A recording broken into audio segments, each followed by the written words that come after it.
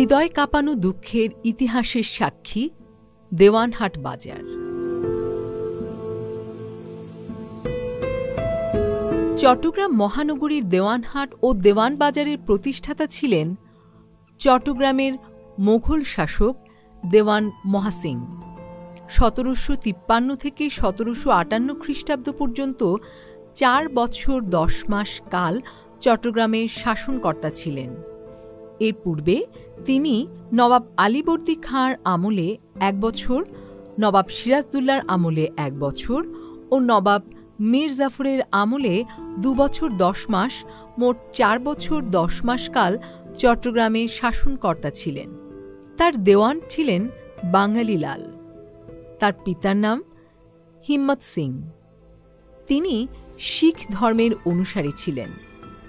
তিনি চকবাজারের অলিখা মসজিদের পশ্চিম পাশে অবস্থিত শিখ গুরুদ্বারটির প্রতিষ্ঠাতা। মোগল আমলে চট্টগ্রামের সীমান্ত রক্ষায় নিয়োজিত 10 জন হাজারির মধ্যে 8 জন অত্যন্ত প্রতিপত্তিশালী হন। নবাব আলীবর্দী খাঁ মহাসিংকে শাসনকর্তা পদে নিযুক্ত করে হাজারিদের ক্ষমতা খর্ব করতে আদেশ দেন।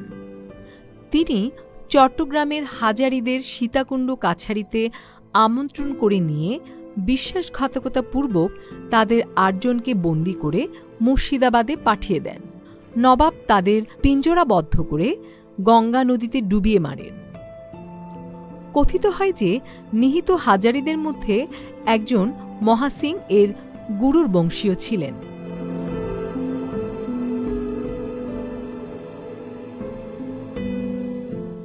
পরবর্তীকালে মহাসিং দুরারোগ্য কোষ্ঠব্যাধিতে আক্রান্ত হয়েছিলেন। তখন তিনি মনে করলেন যে হাজারি হত্যার সাথে তার এই যোগসাজশের কারণে এই রোগের উৎপত্তি। তিনি তার প্রায়শ্চিত্তের উদ্দেশ্যে নবাবের অনুমতিক্রমে চট্টগ্রামের বিপুল ভূসম্পত্তি লাখেরাজ দেবোত্তর প্রদান করেছিলেন। কথিত হয় কোনো প্রার্থী মৌলভী ব্রাহ্মণ তার কাছে উপস্থিত হয়ে ফার্সি কিংবা সংস্কৃতি ভাষায় শ্লোক আওড়িয়ে দান প্রার্থনা করলেই তিনি তার সহকারীকে বলতেন, ভাইয়া উনকো এক সনদ দিয়ে দো, এটা বলে তিনি সম্পত্তি দান করতেন।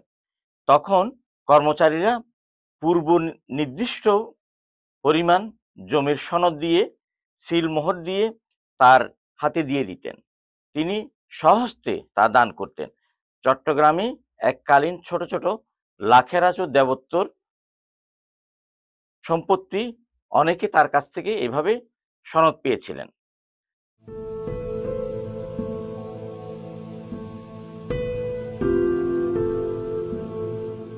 মহাসিংয়ের চট্টগ্রাম শাসনকালে 1756 খ্রিস্টাব্দের পূর্বে দোহাজারির পরে কক্সবাজারের টেকনাফ পর্যন্ত দক্ষিণ চট্টগ্রাম আরাকানের অধীনে ছিল।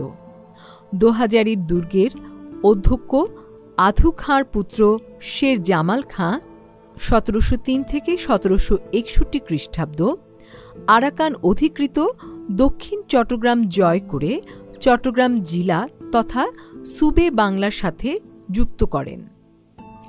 দোহাজারির হাসানদণ্ডী, সীতাকুণ্ডর সিংয়ের হাবেলি ও চট্টগ্রাম শহরে তাঁর প্রশাসনিক দপ্তর অবস্থিত ছিল। শহর চট্টগ্রামের দেওয়ান বাজার, দেওয়ানহাট, দোহাজারির হাসানদণ্ডির দেওয়ানহাট তাঁর নামের স্মারক রূপে স্থাপিত। তিনি ফটিকছড়ি থানার কাঞ্চননগর গ্রামের বিরাট এলাকা নিয়ে দুর্গ সদৃশ্য বসত বাটি নির্মাণ করেন। বিপুল পরিমাণ ভূ সম্পত্তি অর্জন করেন। ধর্মের অনুসারী হয়েছিলেন, কারণ এই সময় মন্দির প্রতিষ্ঠা করে বিপুল পরিমাণ জমি দ্রোণ প্রতি 1 টাকা খাজনায়।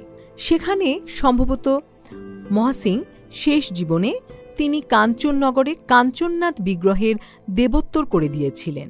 দেওয়ান মহাসিংয়ের একমাত্র পুত্রের নাম ছিল নালা তিলক সিং। ঐতিহাসিক হামিদুল্লাহ খাঁ তার আহাদিসুল হাওয়াতিন গ্রন্থে লিখেছিলেন, দেওয়ান মহাসিংয়ের পুত্র লালা তিলক চাঁদ সিং তার পিতা থেকে সমাধিক গুণী ছিলেন এবং ফরাসি ভাষায় অত্যন্ত সুপণ্ডিত ছিলেন। তিনি দানে মুক্তহস্ত এবং অতিথিপরায়ণ, সদাচারী, নিষ্ঠাবান ও ধার্মিক ছিলেন। তিনি কোনো কোনো সময় অপরিমিত দান করে অর্ধাসন ও অনশন করতেন। তিনি স্বহস্তে পাক করে খেতেন, কিন্তু তার স্ত্রী রেণুকা তিলক চাঁদ সিং এর চরিত্র ছিল তার স্বামীর সম্পূর্ণ বিপরীত। এই জন্যে তিলক চাঁদের সঙ্গে স্ত্রী রেণুকা দেবীর কোনো ধরনের বনিমনা হতো না। পৈতৃক সূত্রে বহু মণিমুক্তার মালিক ছিলেন দেওয়ান তিলক চাঁদ সিং, কিন্তু তার স্ত্রী সেই সম্পদের লোভে আত্মীয় স্বজনদের প্ররোচনায় তাকে হত্যার ষড়যন্ত্র করে।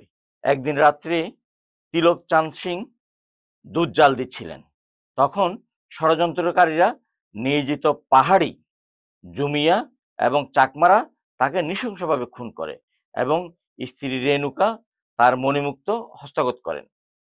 কিন্তু তার স্ত্রী এবং ষড়যন্ত্রকারীরা নরহত্যার অপবাদ থেকে মুক্তি পেতে গিয়ে মণিমুক্তা নিঃশেষ হয়ে এবং দিন দরিদ্র হয়ে যায়।